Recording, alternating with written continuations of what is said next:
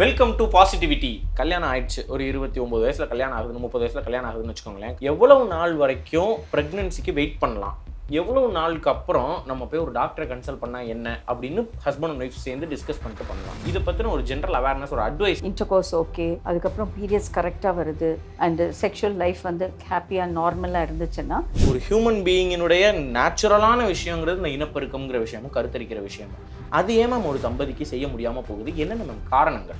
இந்த காலகட்டத்தில் நிறைய பேருக்கு வந்து 25-26 வயசு கூட எக் ப்ரொடக்ஷன் ரொம்ப கம்மியாக இருக்குது.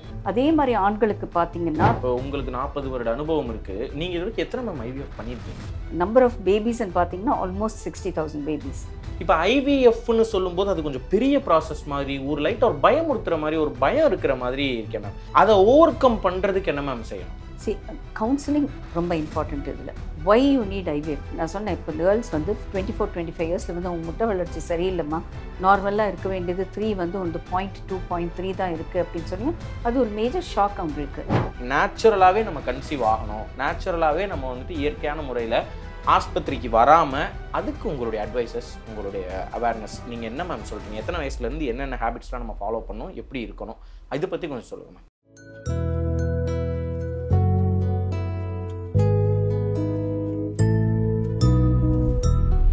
இன்னைக்கு ஒரு முக்கியமான ரொம்ப சென்சிட்டிவ் சப்ஜெக்ட் பற்றி நம்ம பார்க்க போகிறோங்க. அதாவது ஐவிஎஃப் ட்ரீட்மெண்ட் அப்படிங்கிறது, இதுக்கு பேர் இன்விட்ரோ ஃபர்டிலைசேஷன் அப்படின்னு சொல்கிறாங்க.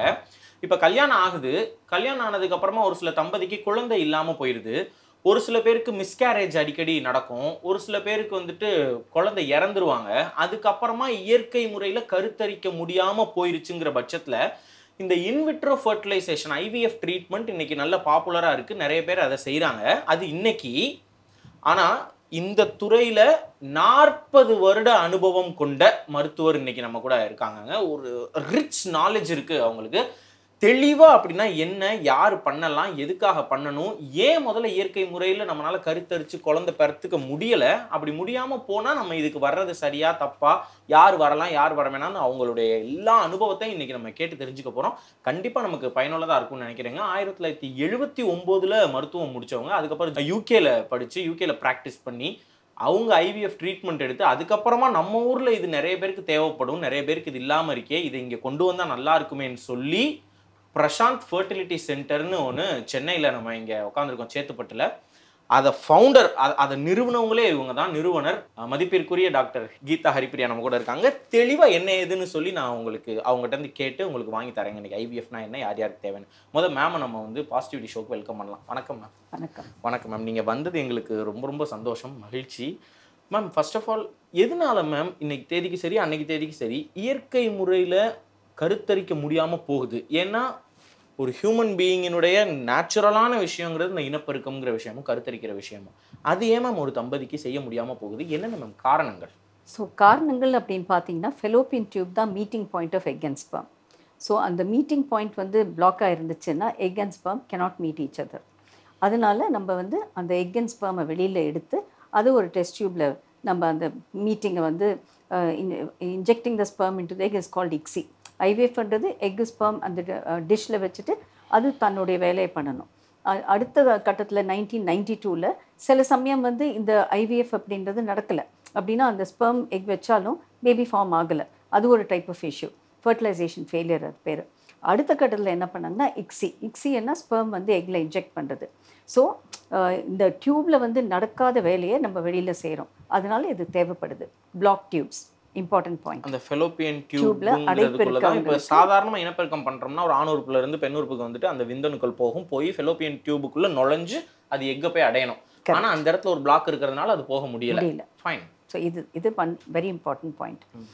சில பேருக்கு வந்து இந்த முட்டை வளர்ச்சியே ரொம்ப கம்மியாக இருக்குது. இந்த காலகட்டத்தில் நிறைய பேருக்கு வந்து 25-26 வயசு கூட ஃபஸ்ட் கன்சல்டேஷன் வரப்போ அப்போ உங்களுடைய எக் ப்ரொடக்ஷன் ரொம்ப கம்மியாக இருக்குது.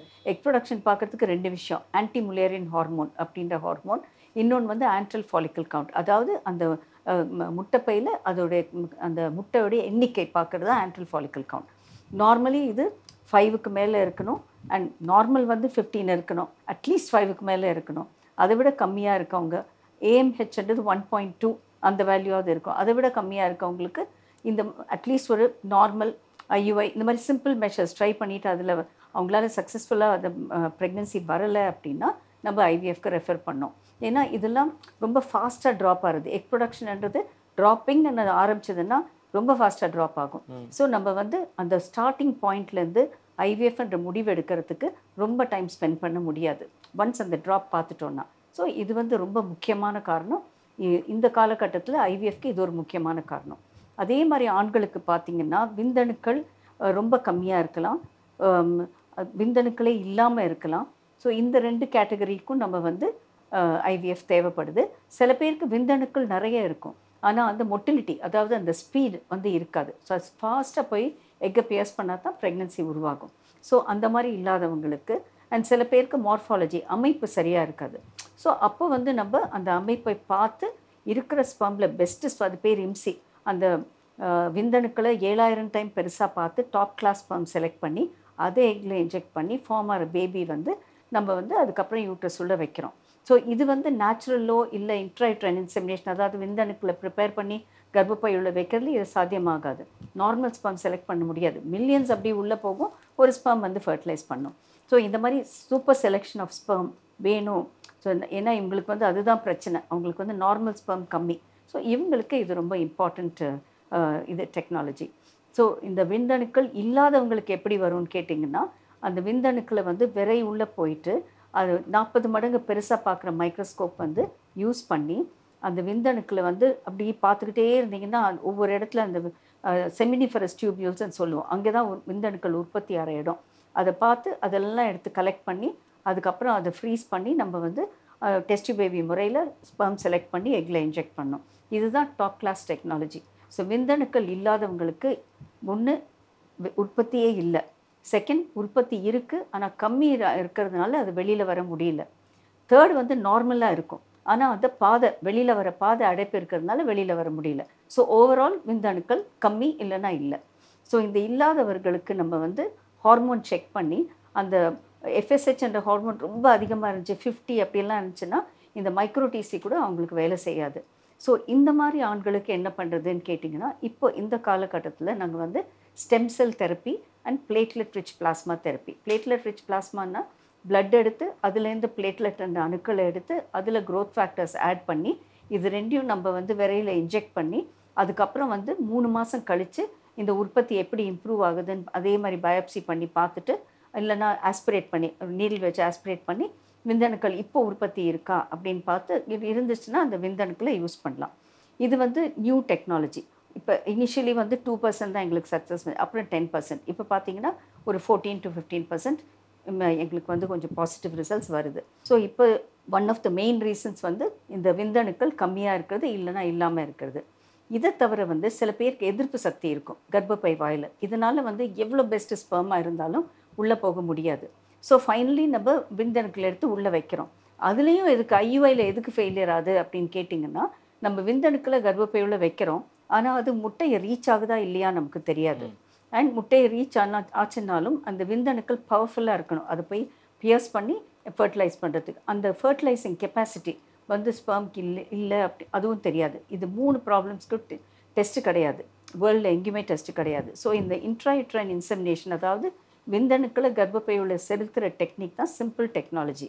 அண்ட் அதில் வந்து நார்மலி 18 to 24% சக்ஸஸ் ரேட் இருக்கும். ஸோ ஐயுஐ வந்து ஃபெயில் ஆச்சு 5-6 தரம், முந்தியெல்லாம் 5-6 தரம் ட்ரை பண்ணுவோம். இப்போ வந்து இந்த பல ப்ராப்ளம்ஸ் நான் சொன்ன எக் ப்ரொடக்ஷன் கம்மியாகுது, இந்த மாதிரி இஷ்யூஸ்னால அண்ட் யாருக்குமே பொறுமை இல்லை. இப்போ வந்து 6 times எல்லாம் ட்ரை பண்ணிட்டு பார்க்கறதுக்கு. ஸோ ஒரு 3 to 4 times இருந்துச்சுனாலே சரி, இது வந்து கொஞ்சம் டிஃபிகல்ட் வருது அப்படின்னு சொல்லிட்டு ஐவிஎஃபாக மாறிடுறோம். ஸோ நம்ம வந்து எக் ப்ரொடக்ஷன் கரெக்டாக இருக்கணும், கர்ப்பப்பை லைனிங் கரெக்டாக இருக்கணும், அதுக்கு ரத்த ஓட்டம் கரெக்டாக இருக்கணும், அண்ட் அந்த முட்டை வெளியாகிற சமயம் நம்ம கரெக்டாக உள்ளே வைக்கணும், உள்ளே வைக்கிறது ப்ராப்ளம் இல்லாமல் ஃப்ரீயாக வைக்கணும். ஸோ இந்த மாதிரி இதெல்லாம் பண்ணியும் நமக்கு வந்து ஐயுஐயில் ப்ரெக்னென்சி ரேட் வரலை அப்படின்னா நம்ம வந்து டெஸ்ட் பேபிக்கு மாறிடுறோம். ஸோ இது one of the most important. ஐயுஎஃப்ங்கிறத இப்படி இதை நம்ம டிஃபைன் பண்ணலாமா? இப்போ நீங்கள் சொன்னதா ஐவிஎஃப் அப்படிங்கிறத. ஐவிஎஃப் அப்படின்னா நம்ம வந்து இன்ஜெக்ஷன்ஸ் போட்டு முட்டையை வளர வச்சு கீழ் வழியாக அல்ட்ராசவுண்ட் வழியாக மயக்கம் கொடுத்துட்டு கீழ் வழியாக முட்டை வெளியில் எடுத்து அதுக்கப்புறம் ஸ்பெர்ம் வந்து அதுக்குள்ளே ப்ரிப்பேர் ஆகி அந்த இருக்கிற ஸ்பெர்மில் பெஸ்ட் ஸ்பெர்ம் செலக்ட் பண்ணி அதுக்கப்புறம் 2 types ஆஃப் டெக்னாலஜி இருக்குது. ஒன்று வந்து இக்ஸின்னா ஸ்பெர்ம் வந்து 400 டைம்ஸ் பெருசாக பார்த்து பெஸ்ட் ஸ்பெர்ம் செலக்ட் பண்ணி அதை எக்கில் இன்ஜெக்ட் பண்ணி உருவாகிற கருவை வைக்கிற incubator open system. Daily baby வெளியில் எடுத்து மைக்ரோஸ்கோப்பில் செக் பண்ணி உள்ளே வைக்கணும். இதோடைய success rate 65 to 68%. Top technology எப்படின்னா ஸ்பெர்ம் வந்து 7000 டைம் பெருசாக பார்த்து அது பேர் இம்சி டாப் கிளாஸ் ஸ்பெர்ம் செலக்ட் பண்ணி அதை எக்கில் இன்ஜெக்ட் பண்ணி ஃபார்மர் பேபி வைக்கிற இன்குபேட்டர் பேர் எம்ப்ரியோஸ்கோப். அதுதான் உலக ரீதியாக ஹையஸ்ட் இன்குபேட்டர். ஹியூமன் பாடி மாதிரியே இருக்கும். அதுலேயே இன்பில்ட் கேமரா இருக்குது. அது ஆட்டோமேட்டிக்காக ரெக்கார்ட் ஆகிட்டே இருக்கும் பேபி டெவலப்மெண்ட். சாஃப்ட்வேர் இதெல்லாம் அனலைஸ் பண்ணி அதுலேயே ஆர்டிஃபிஷியல் இன்டெலிஜென்ஸ் இருக்குது. அது இந்த டேட்டாலாம் அனலைஸ் பண்ணி இந்த பேபிஸ்க்கெல்லாம் மார்க்ஸ் கொடுத்துரும். 80, 90, 100 மார்க்ஸ். ஸோ டாப் மார்க் வாங்குற 2 பேபிஸை எடுத்து சப்போஸ் அந்த ஓடு ரொம்ப திக்காக இருந்துச்சுன்னா லேசர் வச்சு அதை மெலிசாக்கி எம்ப்ரியோ க்ளூ அப்படின்ற கம் தடவி உள்ளே வச்சோன்னா success rate goes up to 80%. So இதுதான் top technology in IVF. So basically ஐவிஎஃப்னா எக் வெளியில் எடுத்து ஸ்பெர்ம் எடுத்து இன்ஜெக்ட் பண்ணி பேபி ஃபார்ம் பண்ணி யூட்ரஸில் வைக்கிறது. புரியுது, சிம்பிளாக புரியுது. இப்போ இதில் ஆண்களுக்கு எத்தனை வயசு, பெண்களுக்கு எத்தனை வயசு? இப்போ உங்களுக்கு 40 வருட அனுபவம் இருக்குது. நீங்கள் இது வரைக்கும் எத்தனை மேம் ஐவிஎஃப் பண்ணியிருக்கீங்க? வந்து ஆல்மோஸ்ட் நம்பர் ஆஃப் பேபிஸ்ன்னு பார்த்தீங்கன்னா ஆல்மோஸ்ட் 60,000 பேபிஸ். அதில் நிறைய வந்து ட்வின்ஸு நிறைய ஆல்மோஸ்ட் 50% ட்வின்ஸாக இருக்கும். ஸோ நம்பர் ஆஃப் பேபிஸ் அதனால தான் நமக்கு கூடுதலாக இருக்குது. 60,000 பேபிஸ் நமக்கு. உங்களுடைய சக்ஸஸ் ரேட்டுங்கிறது என்னது மேம்? என்னுடைய success rate anything between 75 to 82%. Okay, 75% success ஆகிடும் நீங்கள் பண்ணுற ஐவிஎஃப்ல. மகிழ்ச்சி மேம். இப்போ நான் என்ன கேட்குறேன், நீங்கள் பண்ணதுலேயே அதிக வயதுடைய பெண், அதிக வயதுடைய ஆண், இதில் எப்படி மேம் அது நீங்கள்? ஏன்னா இப்போ வந்துட்டு ஐவிஎஃப்னா உடனே வந்து நம்ம 28 29 வயசில் கல்யாணம் ஆகுது, ஒரு 31 32 வயசில் வரைக்கும் நம்ம குழந்தை பிறக்கலாம்னா உடனே நம்ம ஐவிஎஃப் போகணுமா, இல்லை ஒரு 50 வயசு வரைக்கும் நம்ம வெயிட் பண்ணலாமா? அது எப்படி, என்ன ஏது? வயசு வரம்பு இருக்குது. இப்போ வந்து இந்தியா வந்து ஏஆர்டி பில்லுன்னு இருக்குது. ஏஆர்டி பில்லில் ரொம்ப கிளியர் டெஃபினேஷன் இருக்குது. விமென் 50 years, மென் 55 years. இதுக்கு மேலே பண்ணக்கூடாது அப்படின்னு சொல்லியிருக்காங்க. இது எதுக்குன்னா சப்போஸ் அவங்களுக்கு ஏதாவது ப்ராப்ளம்ஸ், குழந்தைய வளர்க்கணும், ஃபர்தராக அதுக்கு குழந்தை கல்யாணம் பண்ணணும், இதெல்லாம் இருக்குது. ஸோ அவங்களுடைய லைஃப் எக்ஸ்பெக்டன்சி எப்படி இருக்கும் அப்படின்றத பார்த்து தான் இந்த மாதிரி சொல்லியிருக்காங்க. பட் இதில் வந்து நிறைய டெக்னிக்கல் இஷ்யூஸ் வந்துச்சு. ஏன்னா சில பேருக்கு வந்து ஆல்மோஸ்ட் 48, 49 இயர்ஸில் அவங்க பேபியை லூஸ் பண்ணுறாங்க. அவங்க என்ன பண்ணுறது? அதனால் அவங்க வந்து ஐவிஎஃப்க்கு வருவாங்க. அடுத்தது வந்து நிறைய டைம் இது ஃபெயிலியர் ஆகிட்டு நிறைய மிஸ்கேரேஜஸ் ஆகிட்டு வரவங்க அந்த ஒரு குரூப் இருக்காங்க. அவங்களுக்கு வந்து ஒவ்வொரு டெக்னிக்கும் கேப், அதுக்கு ஒரு சின்ன கேப் தேவைப்படுது. ஏன்னா எவ்வளோ பணம் செலவு பண்ண முடியும்? ஸோ பணம் சேர்த்து அதுக்கப்புறம் தான் வருவாங்க. அதுக்குள்ளே 50 years ஆகிடும். ஸோ அது ஒரு குரூப்பு. அண்ட் தேர்ட் வந்து அவங்களுக்கு வந்து கெரியரு அது இந்த இதெல்லாம் இது பண்ணுறதுனால அவங்களுக்கு வந்து அந்த லேட் மேரேஜஸ், இதனால் லேட் மேரேஜஸ், அதனால் அவங்களுக்கு வந்து அந்த ட்ரை பண்ணிகிட்டே இருப்பாங்க. பட் அதுக்குள்ளே 50 years வந்துடும். ஸோ இது ஒரு குரூப். ஸோ இதனால் வந்து இப்போ கவர்மெண்ட் ஆஃப் இந்தியா இதை வந்து ரிவ்யூ பண்ணி அவங்க சுப்ரீம் கோர்ட்லேயே ஆர்டர் பண்ணிட்டாங்க. 50ன்றது இனிமேல் வந்து ஒரு பிளாங்கெட் பாலிசி வேண்டாம். அவங்கவுங்களுக்கு தகுந்தாப்பில் ஒரு பர்டிகுலர் ரீசன் இருந்துச்சுன்னா, வேலிட் ரீசன் இருந்துச்சுன்னா 50 வயசு ஆனாலும் பரவாயில்ல. அதே மாதிரி சேம் திங் மென்னுக்கு 55 years ஆனாலும் பரவாயில்ல. என்னுடைய அனுபவம் கேட்டிங்க, இந்த பில் வந்து 2022 தான் வந்துச்சு. ஸோ அதுக்கு முன்னாடி என்னுடைய oldest mother 62 and oldest gentleman வந்து 71. இது வந்து ரொம்ப வருஷம் முன்னாடி. இல்லை மேம், 62 வயசில் அவங்களால கேரி பண்ண முடியுமா மேம்? கேரி பண்ணி டெலிவரி பண்ணாங்க. அதனால ரொம்ப வெரி ஸ்ட்ராங் லேடி. பட் எல்லாருக்கும் அப்படி பண்ணுறது இல்லை. இதோ அந்த ஒரு பர்டிகுலர் இது இந்த early part of my career பண்ணியிருக்கோம் நாங்கள். ஸோ இப்போ அதெல்லாம் அலௌட் கிடையாது and we don't do it anymore. Okay ma'am. இப்போ கல்யாணம் ஆயிடுச்சு, ஒரு 29 வயசில் கல்யாணம் ஆகுது, 30 வயசில் கல்யாணம் ஆகுதுன்னு வச்சுக்கோங்களேன். கல்யாணம் ஆகிட்டு எவ்வளவு நாள் வரைக்கும் ப்ரெக்னென்சிக்கு வெயிட் பண்ணலாம்? எவ்வளவு நாளுக்கு அப்புறம் நம்ம போய் ஒரு டாக்டரை கன்சல்ட் பண்ணால் என்ன அப்படின்னு ஹஸ்பண்ட் அண்ட் ஒய்ஃப் சேர்ந்து டிஸ்கஸ் பண்ணிட்டு பண்ணலாம்? இதை பற்றின ஒரு ஜென்ரல் அவேர்னஸ், ஒரு அட்வைஸ். இப்போ வந்து நீங்கள் சொல்கிறது 29 years. 29 years. ஸோ 29 yearsல வந்து நார்மலாக எல்லாமே அவங்க வந்து இன்டர்கோர்ஸ் ஓகே, எந்த விதமான ப்ராப்ளம்ஸ் இன்டர்கோர்ஸில் இல்லை. அதுக்கப்புறம் பீரியட்ஸ் கரெக்டாக வருது, ப்ளீடிங் வந்து ஹெவி ப்ளீடிங், பெயின்ஃபுல் பீரியட்ஸ் இதெல்லாம் ஒன்றும் இல்லை.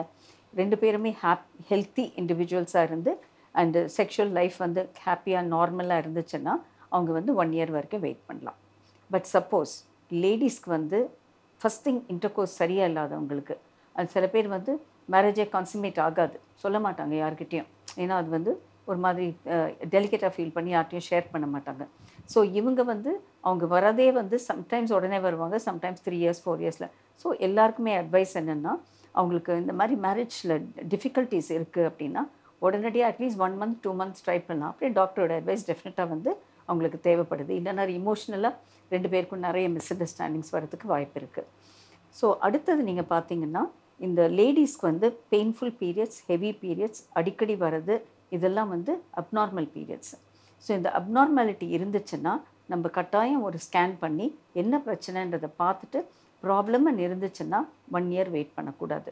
அவங்கெல்லாம் வந்து ப்ராப்ளம் இருந்துச்சுன்னா அது ப்ராப்ளம் ஐடென்டிஃபை பண்ணி உடனே ட்ரீட்மெண்ட்டை ஸ்டார்ட் பண்ணணும். அண்ட் மென் வந்து அதே மாதிரி அவங்களுக்கு வந்து இரெக்ஷன் எஜாக்குலேஷன் இதிலெல்லாம் இஷ்யூஸ் இருந்துச்சுன்னா ஏர்லியாக வந்து நம்ம மெடிக்கல் ட்ரீட்மெண்ட்டுக்கு வர்றது பெட்டர். அண்ட் இப்போலாம் இந்த காலகட்டத்தில் பார்த்தீங்கன்னா நிறைய பெண்கள் ஆண்கள் எல்லாம் ப்ரீ மேரிட்டல் இது செக்கப்புக்கு வராங்க, அப்படி ஃபர்டிலிட்டி ஸ்டேட்டஸ் பார்க்குறதுக்கு வராங்க. ஸோ மென்னுக்கு வந்து அவங்க ஸ்பெர்ம் கவுண்ட் பார்த்துக்குறாங்க, விமன் வந்து அவங்களுடைய எக் கவுண்ட் பார்த்துக்குறாங்க, யூட்ரஸ் நல்லா இருக்கா பார்த்துக்குறாங்க, ஜெனரல் ஹெல்த் நல்லா இருக்கா பார்த்துக்குறாங்க. யா நிறைய பேர். ஸோ அதெல்லாம் இப்போ வந்து அந்த அவேர்னஸ் நிறைய ஆகிறதுனால நமக்கும் இந்த மாதிரி பிரச்சனை இருக்கும், ஒரு வாட்டி செக் பண்ணி பார்க்குறதுல தப்பு இல்லையே. Good, it's very good actually. Because இப்போ வந்து நான் சொன்ன மாதிரி எக் ப்ரொடக்ஷன் ரொம்ப கம்மியாகுது, மென்னுக்கும் ஸ்பெர்ம் ப்ரொடக்ஷன் ரொம்ப கம்மியாகுது. Lifestyle, smoking, alcohol, lifestyle, stress, IT இதனால எல்லாம் அவங்க வந்து உடல் பருமன், ஃபாஸ்ட் ஃபுட்ஸ் இதெல்லாம் தான் இதுக்கு contributory factors. Lack of sleep இதெல்லாம் வந்து இம்பார்ட்டன்ட் ஃபேக்டர்ஸு. அண்ட் அவங்க ஒர்க் பண்ணுற இடத்துல ரொம்ப ஹீட் இருக்கிறது. ஸோ இந்த மாதிரி இஷ்யூஸ் எல்லாம் வந்து ஸ்பெர்ம் கவுண்ட்டை குறைச்சிக்கிட்டே வருது. ஒரு ஹாப்பி ஸ்டேட்டில் இருக்கணும் என்ன. ஸோ இந்த மாதிரி இஷ்யூஸ் இருக்கவங்க அவங்க வந்து they have to come for early treatment. இவங்கெல்லாம் தான் they come for assessment before. வந்து அசஸ் பண்ணிவிட்டு okay I am fine now, they very happy. If it is not ஃபைன்னா then they start they working out. என்ன பண்ணுறது, என்ன medicine எடுக்கணும், life style எப்படி நான் சேஞ்ச் பண்ணிக்கணும், இதெல்லாம் வந்து அது acceptance is very very good. ஏன்னா இப்போல்லாம் எல்லாருமே வந்து நீங்கள் சொல்லிட்டீங்கன்னா டயட் ஃபாலோ பண்ணுறாங்க, எக்ஸசைஸ் ஃபாலோ பண்ணுறாங்க, ஹேபிட்ஸ் எல்லாம் வந்து they reduce. So lot of time வந்து they benefit by this. So இதனால வந்து another thing is அவங்களுக்கு வந்து லேட் மேரேஜ் ஆச்சுன்னா அவங்க என்ன பண்ணுவாங்க, 30 இப்போ இந்த இதில் சொன்னீங்கன்னாலே 30 இயர்ஸ்னே சொல்லலாம் லேடிஸ்க்கு, considering the low egg count now. And மென்னுக்கு ஒரு 35. ஸோ இது வந்து இது என்ன basically their only going to have a test. ஏதாவது இருந்துச்சுன்னா ஆக்டிவ் ட்ரீட்மெண்ட் எடுக்க போகிறோம். பட் 1 year வந்து டெஃபினட் ரீசன். அப்போ வந்து டாக்டர்கிட்ட கட்டாயம் கன்சல்ட் பண்ணி என்ன பிரச்சனைன்னு பார்த்து நம்ம வந்து அந்த ப்ராப்ளம் ஐடென்டிஃபை பண்ணி அதுக்குரிய ட்ரீட்மெண்ட்டை நம்ம டெஃபினட்டாக கொடுக்கணும். சரி மேம், இப்போ எனக்கு இந்த இடத்துல ஒரு சந்தேகம் வருது. நீங்கள் சொல்கிறீங்க இப்போ நானே இருக்கேன்னு வைங்களேன், எனக்கு வந்து குழந்தை பிறக்கிறதுல கொஞ்சம் சிக்கல் இருக்குது அப்படின்னா நான் போய் ஒரு டாக்டர்கிட்ட போயிட்டு ஒரு மாத்திரை சாப்பிட்றது, அதுக்கான எக்ஸசைசஸ் ஏதாவது செய்கிறது, இல்லாட்டி இந்த மாதிரியான விஷயங்கள்லாம் ஓகேன்னு அப்படின்னு தோணும். இப்போ ஐவிஎஃப்னு சொல்லும்போது அது கொஞ்சம் பெரிய ப்ராசஸ் மாதிரி, ஒரு லைட்டாக ஒரு பயமுறுத்துகிற மாதிரி, ஒரு பயம் இருக்கிற மாதிரி இருக்கேன் மேம். இப்போ டாக்டர் வந்து ஐயோ ஐவிஎஃப் அப்படி தானே உடனே பேஷண்ட்டுக்கு தோணும். அதை ஓவர் கம் பண்ணுறதுக்கு என்ன மேம் செய்யணும்? கவுன்சிலிங் ரொம்ப இம்பார்ட்டண்ட் இதில். ஒய் யூ நீட் ஐவிஎஃப் நான் சொன்னேன். இப்போ கேர்ள்ஸ் வந்து 24-25 இயர்ஸில் வந்து அவங்க முட்டை வளர்ச்சி சரியில்லைம்மா, நார்மலாக இருக்க வேண்டியது 3 வந்து ஒரு 0.2 0.3 தான் இருக்குது அப்படின்னு சொன்னீங்க. அது ஒரு மேஜர் ஷாக் அவங்களுக்கு. ஸோ அவங்களுக்கு வந்து ஃபஸ்ட்டு வந்து மற்ற இதெல்லாம் டியூப் நல்லா இருக்கா, ஸ்பெர்ம் நல்லா, மற்ற ஃபுல் செக்கிங் முடிச்சுட்டு அவங்களுக்கு வந்து ஏலேருந்து ஸ்டார்ட் பண்ணும். உடனடியாக ஐவிஎஃப்க்கு பண்ணுங்கன்றது I don't recommend. I tell them சரி 1 வாட்டி 2 வாட்டி நேச்சுரலாக ட்ரை பண்ணுங்கள், ஸ்கேன் பண்ணி எப்போ முட்டை வெளியாகுதுன்னு பாருங்கள். ஏன்னா முட்டையோட உயிர் வந்து 24 hours தான். அந்த 24 ஹவர்ஸில் சேர்ந்தீங்கன்னா தான் ப்ரெக்னன்சிக்கு வாய்ப்பு இருக்குது. ஸ்கேன் பண்ணிங்கன்னா முட்டை நிஜமாகவே வெளியாகுதான்னு நமக்கு புரியும். சிம்பிள், ஒரு small tablet scan, egg release ஆச்சுன்னா கரெக்டாக வந்து அந்த 24 ஹவர்ஸ்க்குள்ளே சேரணும். இந்த ஸ்மால் ட்ரீட்மெண்ட்லேயே 10% ஆஃப் பேஷண்ட்ஸ் கன்சீவ் ஆயிடுவாங்க. ஓகே, சப்போஸ் வந்து இந்த டேப்லெட்ஸ் பத்தலைன்னா இன்ஜெக்ஷன்ஸ் போட்டு அதுக்கப்புறம் வந்து ஒன்ஸ் அகேன் அல்ட்ராசவுண்ட் அண்ட் இது அதுக்குள்ளே நம்ம செக்கப் எல்லாம் முடித்து நார்மலான்னு பார்த்துட்ருப்போம், மேல்ஸ் ஃபேக்டர் நார்மலான்னு பார்த்துருப்போம். அண்டு அடுத்த கட்டம் சப்போஸ் இது நடக்கலை அப்படின்னா நெக்ஸ்ட் ஸ்டெப் வந்து இன்ட்ரைட்ரைன் இன்செமினேஷன். இன்ட்ரைட்ரைன் இன்செமினேஷனாக முட்டை வெளியாகிற சமயம் சேருங்கன்னு சொல்கிறதுக்கு பதில் ஸ்பெர்ம் வந்து எடுத்து அதை ப்ரிப்பேர் பண்ணி பெஸ்ட்டு ஸ்பெர்ம் செலக்ட் பண்ணி அதை வந்து கர்ப்பப்பையில் செலுத்துறது. ஸோ நம்ம சொன்ன மாதிரி சில பேருக்கு கர்ப்பப்பை வாயில் எதிர்ப்பு சக்தி இருக்கும், எவ்வளோ பெஸ்ட்டாக இருந்துச்சுனாலும் ஸ்பெர்ம் உள்ளே போகாது. அந்த மாதிரி ஆண்களுக்கு பெண்களுக்கு இது ரொம்ப யூஸ்ஃபுல். ஸோ அதை எடுத்து உள்ள விட்டு அதில் வந்து ஒரு 15 to 18% ஒரு 18 to 20% பேஷண்ட்ஸ் வந்து அதிலே கன்சீவ் ஆவாங்க. ஸோ நீங்கள் கணக்கு போட்டிங்கன்னா இது வரைக்கும் 28 to 30% இப்படியே வந்துடும். அடுத்த அந்த பேலன்ஸ் 70% தான் நம்ம வந்து ஐயுஐ எத்தனை வாட்டி ட்ரை பண்ணுவீங்க? நார்மலாக நான் சொன்ன மாதிரி 4 to 6 times. பட் இவங்களுக்கு அந்த டைம் கிடையாது. 2 times you can try IUI. வரலை அப்படின்னா அவங்கக்கிட்ட அது வந்து ஒரு மாதத்துக்கு ஒரு தடவை பண்ணுறதா? மாதத்துக்கு ஒரு தரம் பண்ணுறது. ஸோ அதனால் வரலைன்னா அவங்களுக்கு வந்து ஐவிஎஃப் கவுன்சிலிங் கொடுத்து இதுக்கு மேலே வெயிட் பண்ணிங்கன்னா ஏஎம்ஹெச் அந்த எக் ப்ரொடக்ஷன் ரொம்ப ட்ராப் ஆகிடும். ஸோ வெயிட் பண்ணுறதுல ரொம்ப உங்களுக்கு டிஸ்டர்பன்ஸ் வரத்துக்கு வாய்ப்பு இருக்குது அப்படின்னு சொல்லி கவுன்சிலிங் ஃபஸ்ட்டு வந்த உடனே பிளான் கொடுத்துடணும். So many natural, so many ஐவைஸ், அதுக்கப்புறம் தான் இது. So they also feel good. சரி மேடம் வந்து ரொம்ப உடனடியாக நம்ம ஐவிஎஃப்னு எழுதி கொடுக்கல, அவங்க ட்ரை பண்ணிட்டு தான் கொடுக்குறாங்க அப்படின்ற வந்து அவங்க மீன்வைல் நம்ம என்ன பண்ணுறோம், யோகா, அக்யூபங்க்சர், மெடிசன்ஸ் இதெல்லாம் கொடுத்து சைட் பை சைடு அந்த எக் ப்ரொடக்ஷனை இன்க்ரீஸ் பண்ண ட்ரை பண்ணுவோம்.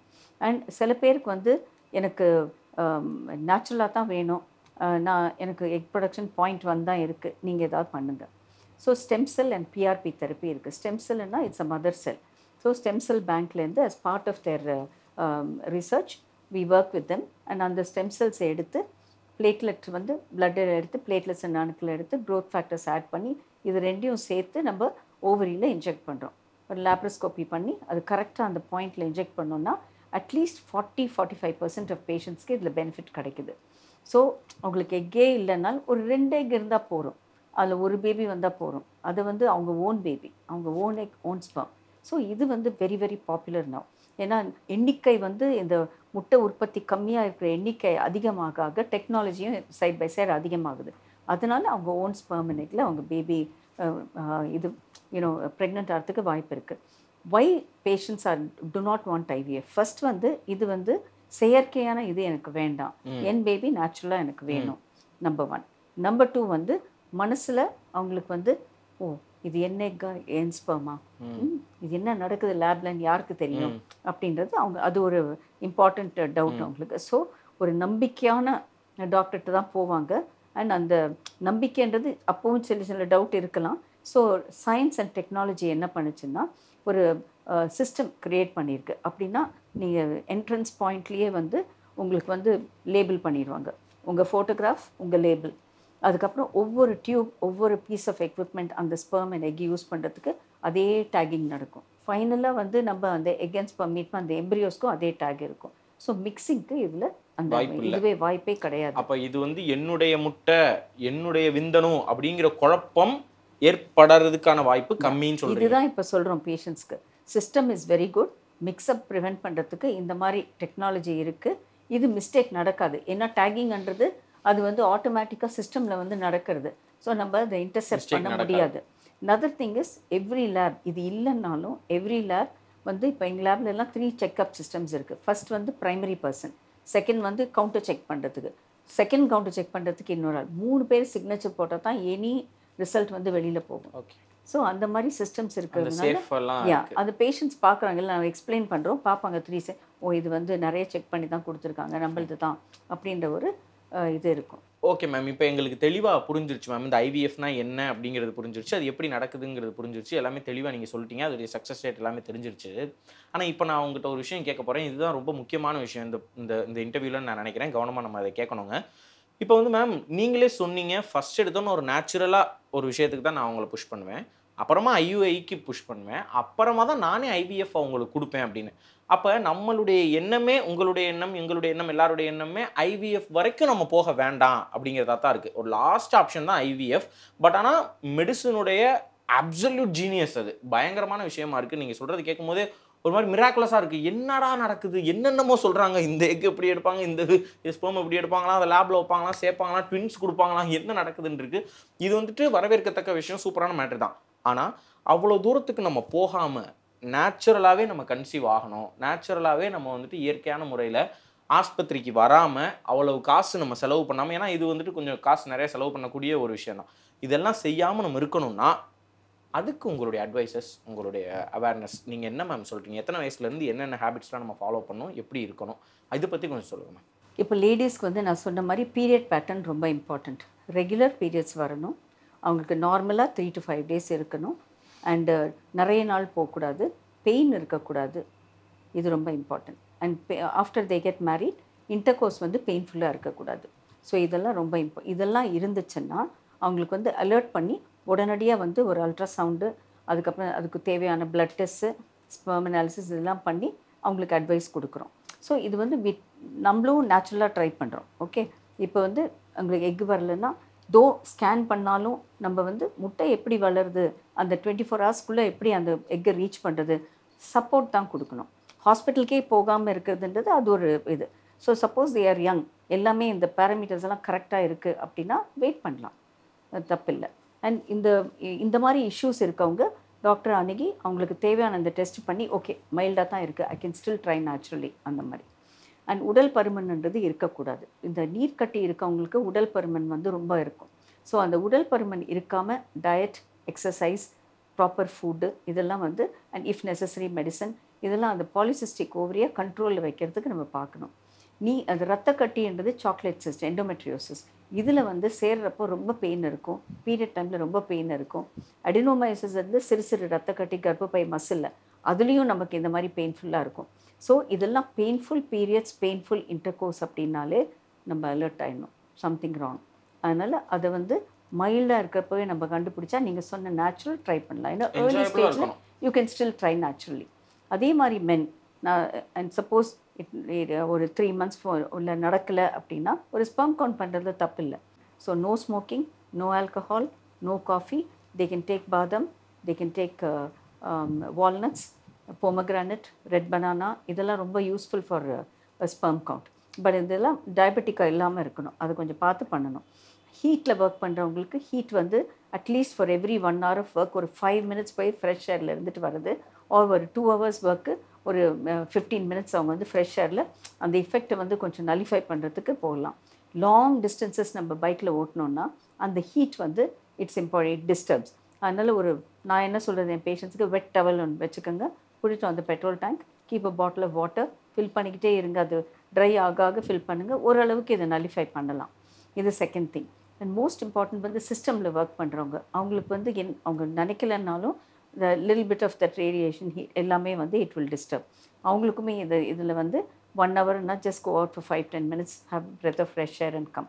வீட்டுக்கு வந்தாலும் நல்ல லூஸ் க்ளோதிங் அண்ட் தென் அந்த ஹீட் இல்லாமல் பார்த்துக்கோங்க.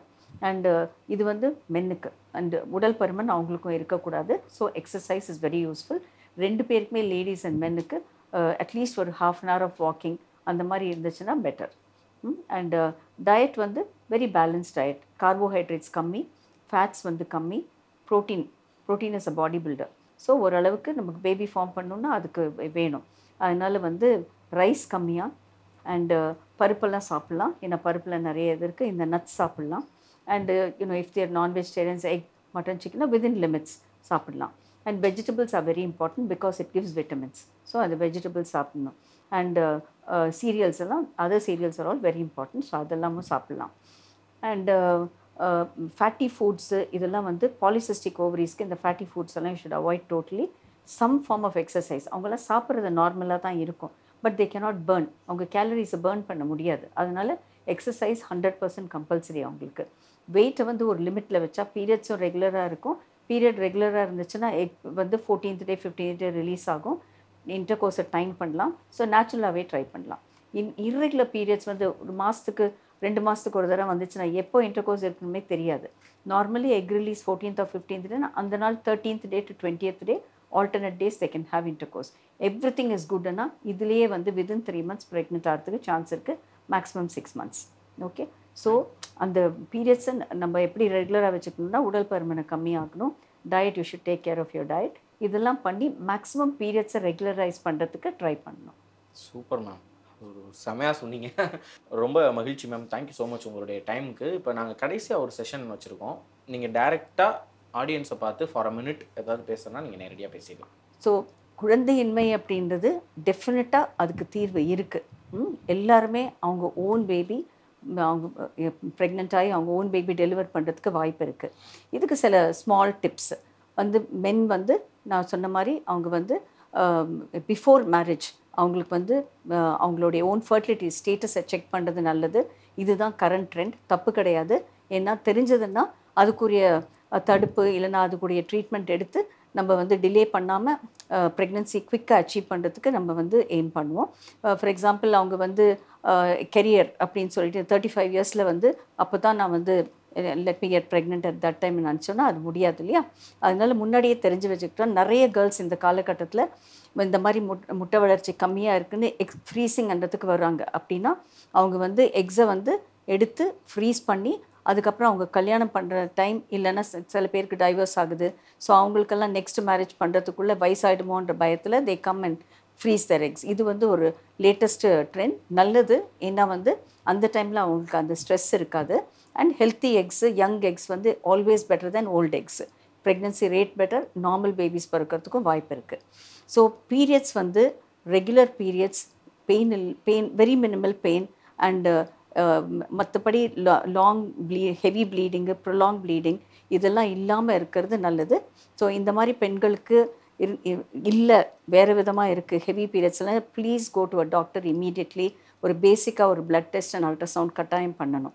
அதே மாதிரி மென் வந்து அவங்களுக்கே தெரியும் ஐ எம் ஹேவிங் சம் டிஃபெக்ட்ன்ட்டு. அந்த மாதிரி இருந்துச்சுன்னா consult and andrologist immediately. And அவங்க வந்து உங்களுக்கு சில டிப்ஸு கொடுப்பாங்க, அதை ஃபாலோ பண்ணிக்கோங்க. Good healthy diet is always very good.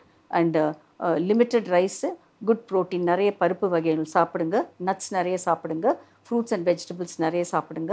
No smoking, no alcohol, no coffee. And milk is a good, it gives energy, it gives calcium. அதை நீங்கள் சாப்பிடுங்க. So it is very useful. And any problem marriage ஆகிட்டு உடனே வந்து நமக்கு within 3 months pregnant ஆகலைன்னா at least next step எல்லாம் நார்மலாக இருக்குது அப்படின்னு சொல்லி ஸ்மால் டிப்ஸ். இப்போ நான் சொன்ன மாதிரி இப்போ 13th day to 20th day regular cycles இருக்கவங்களுக்கு have intercourse at that time. இதெல்லாம் இல்லாமல் இருந்துச்சுன்னா 3 to 6 months டைம். அதில் வரலன்னா அட்லீஸ்ட் வந்து நம்ம யோசிக்கணும், இது எதாவது நமக்கு டிஃபெக்டிவாக இருக்கா, நம்ம வந்து டாக்டர் கன்சல்ட் பண்ணலாமா அப்படின்னு யோசிக்கலாம். People under 25 you can take up to 9 months to 1 year. People over the age of 25 6 monthsலேயே please start looking. And people over 30 கட்டாயம் 6 monthsல நீங்கள் பார்க்கணும். 35 yearsக்கு மேலே இருந்துச்சுன்னா நீங்கள் 3 to 4 monthsலேயே ஒரு கன்சல்டேஷன் டாக்டர்கிட்ட போகிறது நல்லது. ஏன்னா இந்த காலகட்டத்தில் நம்ம வந்து நிறைய பேஷண்ட்ஸ் வந்து அட்லீஸ்ட் என்னுடைய ஓபியில் ஒரு நாளைக்கு அட்லீஸ்ட் வந்து ஒரு 7 to 8 பேஷண்ட்ஸ் வந்து யங் ஏஜில் இந்த மாதிரி லோ எக் ரிசர்வ் இருக்கவங்க வராங்க. ஸோ அதை நம்ம தடுக்கணும் அப்படின்னா நம்ம வந்து குயிக்காக ஆக்ஷன் எடுக்கணும். அண்ட் முக்கியமான விஷயம் என்னென்னா ஃபர்டிலிட்டி ட்ரீட்மெண்ட் ஸ்டார்ட் பண்ணிட்டீங்கன்னு வச்சுக்கோங்க. நேச்சுரல், அதுக்கப்புறம் இன்ட்ராயூட்ரைன் இன்செமினேஷன், டியூப்ஸ் எல்லாம் ஓப்பனாக இருந்து ஸ்பெர்ம் கவுண்ட் நல்லா இருந்துச்சுன்னா இன்ட்ராயூட்ரைன் இன்செமினேஷனுக்கு போகிறோம். அந்த லாஸ்ட் கட்டம் ஐவிஎஃப் அப்படின்றது நிறைய பேருக்கு அது வந்து ரொம்ப அவங்களுக்கு இது பிடிக்காதுன்னு சொல்ல முடியாது, ஒரு பயம் அந்த பார்த்தா. ஸோ அந்த மாதிரி பயப்படக்கூடாது. ஏன்னா டாக்டர்ஸும் வந்து உங்களுக்கு தேவையாச்சுன்னா தான் அந்த இன்விட்ரோ ஃபர்டிலைசேஷன் அப்படின்றது ரெக்கமெண்ட் பண்ணுவாங்க. ஸோ ட்ரீட்மெண்ட்டில் வந்து ஃபாஸ்ட் ஃபார்வர்ட் தான் இருக்கணும், பேக் போகக்கூடாது. ஒரு 4 ஐயுஐ பண்ணிவிட்டு நான் ஒரு வாட்டி நேச்சுரல் ட்ரை பண்ணலாமா டாக்டர் நிறைய பேர் கேட்பாங்க. So I explain to them all the time natural தான் ட்ரை பண்ணிங்க, வரலை ஆல்வேஸ் ட்ரீட்மெண்ட் வந்து ஃபார்வர்டு மூவ் பண்ணு, இன்னும் 2 ஐயுஐ ட்ரை பண்ணிக்கோங்க. பட் ஃபைனலாக வந்து அந்த ஐவிஎஃப்ன்ற முடிவை சீக்கிரமாக எடுங்க. ஏன்னா அதுவும் வந்து நீங்கள் எக்கெல்லாம் போனப்புறம் நம்ம முடிவெடுத்தோன்னா நம்ம ஓன் எக் வரதுக்கு கஷ்டப்படுவோம். நதர் திங், மிஸ்கேரேஜஸ் நிறைய இருந்துச்சுன்னா நீங்கள் வந்து அட்லீஸ்ட் 2 மிஸ்கேரேஜஸ் இருந்துச்சுனாலே நீங்கள் வந்து ப்ளீஸ் இன்வெஸ்டிகேட். ஏன்னா சில பேருக்கு வந்து குரோமோசோமல் ப்ராப்ளம் இருக்கலாம். ஸோ இவங்களுக்கெல்லாம் வந்து நம்ம நெக்ஸ்ட் ஸ்டெப் வந்து இருந்துச்சுன்னு வச்சுக்கோங்க, அவங்களுக்கு ஐவிஎஃப் தேவை. ஏன்னா வந்து அந்த பேபியிலேருந்தே லேசர் வச்சு சில செல் எடுத்து அது ஜெனட்டிக் டெஸ்டிங் அனுப்பி இந்த பேபி நார்மலா அப்படின்றத பார்த்து உள்ளே வைப்போம்.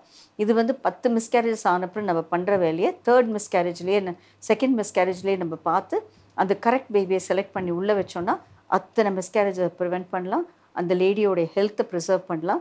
So many advantages. So IVF அப்படின்றது அது கெடுதியானது கிடையாது. நம்மளால் அச்சீவ் பண்ண முடியாததை வந்து நம்ம சயின்டிஃபிக் முறையில் நம்ம அச்சீவ் பண்ணுறோம். And healthy egg, healthy sperm. நிறைய பேருக்கு டவுட்டு, ஐவிஎஃப் பண்ணோன்னா அந்த அம்மாவுக்கு ஏதாவது ப்ராப்ளம் இருக்குமா? டெஃபினட்டாக இல்லை. ஏன்னா எல்லாம் வந்து மெஷர்டு. ஒரு பிளட் டெஸ்ட்டு, ஒரு ஸ்கேனு, இவ்வளோ தான் டோஸ் போடணும், இந்த டோஸ் தான் போடணும், இந்த மெடிசன் தான் கொடுக்கணும்னு இருக்குது. அதெல்லாம் ஃபாலோ பண்ணணும்னா definitely it is safe for the mother. அதே மாதிரி பேபிக்கு நீங்கள் பார்த்தீங்கன்னா ஐவிஎஃப் பேபிஸ் ஆர் நார்மல். மற்றபடி நார்மலாக கன்சீவ் ஆகிற பேபி மாதிரியே தான் ஐவிஎஃப் பேபி. சில சமயம் ஃபாதருக்கு ரொம்ப ஏஜ் ஜாஸ்தியாச்சு, அந்த மாதிரி சின்ன பிரச்சனைகள் இருக்கலாம். ஓவரால் நீங்கள் பாப்புலேஷனில் பார்த்தீங்கன்னா 1000 பேபிஸில் வந்து 6 பேபிஸ்க்கு ஏதாவது ஒரு சிறிதளவு இல்லைனா பெரிய அளவு அப்நார்மாலிட்டிஸ் இருக்கக்கூடும். அதே மாதிரி தான் ஐவிஎஃப்பில். அது கூட இந்த இப்போ டுடேஸ் சயின்ஸில் வந்து நம்ம ஸ்கேன் மெஷின்ஸ் ஸோ பவர்ஃபுல், அதனால் எந்த ப்ராப்ளம் இருந்தாலும் அந்த ஏர்லி ப்ரெக்னன்சியிலே கண்டுபிடிச்சி டெர்மினேட் பண்ணிடுறாங்க. ஸோ இப்போ வந்து நாங்கள் 40 இயர்ஸில் வந்து இனிஷியலாக வந்து நிறைய அப்நார்மல் பேபிஸ் வரும். ஆனால் இப்போ நீங்கள் பார்த்தீங்கன்னா ஒரு ஹோல் இயர் கூட ஒரு அப்நார்மல் பேபி கூட டெலிவரி ஆகிறதில்ல. ஏர்லியாகவே கண்டுபிடிச்சி அதை டெர்மினேட் பண்ணிடுறோம். And best sperm best egg select பண்ணுறதுனால அப்நார்மல் பேபிஸும் பார்க்க போனால் அது குறைவு. நேச்சுரல் செலெக்ஷனை விட இது வந்து குறைவு தான். ஸோ அதனால் வந்து ஐவிஎஃப்ன்றதை பார்த்து பயப்படாதீங்க. தேவை அப்படின்னா அதை நீங்கள் அக்செப்ட் பண்ணி உங்கள் பேபியை சீக்கிரமாக ஆன் டைம் டெலிவர் பண்ணுறது நல்லது. Thank you so much ma'am. உங்களுடைய வேர்ட்ஸ் ஆஃப் விஸ்டம், உங்களுடைய நாலேஜ் எல்லாத்தையும், உங்களுடைய அனுபவத்தை எங்கள் கூட பகிர்ந்துகிட்டதுக்கு ரொம்ப ரொம்ப நன்றி. நீங்கள் பாசிட்டிவிட்டி நிகழ்ச்சிக்கு தேநீர் இடைவெளிக்கு வந்ததுக்கு எங்களுக்கு மனமார்ந்த மகிழ்ச்சி மேம். Thank you so much. ஆமாங்க, இப்போ மேம் சொன்ன மாதிரி தான் கடைசியில் மேம் ஒரு சில விஷயங்களும் கூட சொன்னாங்க. அதாவது அம்மாவுக்கும் எந்த பிரச்சனையும் வராது, குழந்தைக்கும் எந்த பிரச்சனையும் வராது, அப்பாவுக்கும் எந்த பிரச்சனையும் வராதுங்க. இது வந்து முழுக்க ஒரு அறிவியல் சம்மந்தப்பட்ட விஷயம்னு நான் பேச நான் கேட்க எனக்குமே ஒரு ஆச்சரியம் இருந்துச்சு. நிறைய விஷயங்கள் சொன்னாங்க. எப்படி அந்த ஸ்டெப் பை ஸ்டெப்பாக நம்ம ஃபாலோ பண்ணணும் அப்படிங்கிறது எல்லாமும் மேம் நமக்கு தெளிவாக சொன்னாங்க. இப்படியெல்லாம் ஒரு விஷயம் இருக்கா, என்ன எங்கே வந்து நிற்கிறோன்னு பார்த்தீங்களா? ஒரு மெடிசனுடைய மேஜிக் தான் இது எல்லாமே நமக்கு. அதனால யாருக்கெல்லாம் இதை நீங்கள் அவைல் பண்ணணும்னு நினைக்கிறீங்களோ, ஐவிஎஃப் வரைக்கும் நம்ம வரணும் அப்படின்ற மாதிரி தோணுது இந்த சென்ஸ் என்னன்னா, ரொம்ப நாள் எனக்கு குழந்தை இல்லை அப்படின்னா இதை நீங்கள் ஒரு முயற்சி எடுத்து பார்க்குறதுனா எடுத்து பார்க்கலாம். நம்ம எதுக்காக இந்த பாசிட்டிவிட்டி இன்னைக்கு பண்ணோம்னா, இப்படி ஒன்று இருக்குது, அதாவது குழந்தையின்மைக்கு இப்படி ஒரு ட்ரீட்மெண்ட்டும் ஒன்று இருக்குது அப்படிங்கிறத உங்களுக்கு தெரியப்படுத்தணும், தெளிவாக தெரியப்படுத்தணும் அப்படிங்கிறது தான் நம்மளுடைய நோக்கமாக இருந்துச்சு. அதுக்காக தான் இந்த பாசிட்டிவிட்டி நிகழ்ச்சி நம்ம பண்ணோம். அதே மாதிரி கடைசி அவங்களும் சொல்லிட்டாங்க, இந்த மாதிரி நேச்சுரலாகவே நமக்கு பேபி அக்கறை ஆகணும்னா அதுக்கு என்னென்னலாம் செய்யணும் அப்படிங்கிற வழிமுறைகளும் சொல்லியிருக்காங்க. ஸோ நம்மளுடைய எய்ம், நம்மளுடைய நோக்கம் என்னவாக இருக்கணும்னா, மேக்ஸிமம் ஐவிஎஃப்க்கு நம்ம போக வேண்டாம் அப்படிங்கிறது. மேம் டாக்டருடைய நோக்கமே அதுவாக தான் இருக்குது. ஏன்னா அதுக்கு முன்னாடி தான் அவங்க வேறு சிகிச்சைகள்லாம் கொடுத்து பார்க்குறாங்க. பட் அதை மீறி நமக்கு தேவைப்படுது அப்படின்ற பட்சத்தில் யாருக்கு வேணுமோ அவங்களுக்குலாம் இன்றைக்கி ஒரு நாலேஜ் கிடச்சிருக்கும் அப்படின்னு நான் மிக உறுதியாக நம்புகிறேங்க. இதை பற்றின தெளிவான நாலேஜ், ஏன்னா எனக்கு இது கிடச்சிருக்கு. ஸோ உங்களுக்கு கிடச்சிருக்குன்னு நான் ரொம்ப உறுதியாக நம்புகிறேன். இதே மாதிரி இன்னொரு நல்ல பாசிட்டிவிட்டி நிகழ்ச்சியில் உங்களை சந்திக்கிறேன். நன்றி.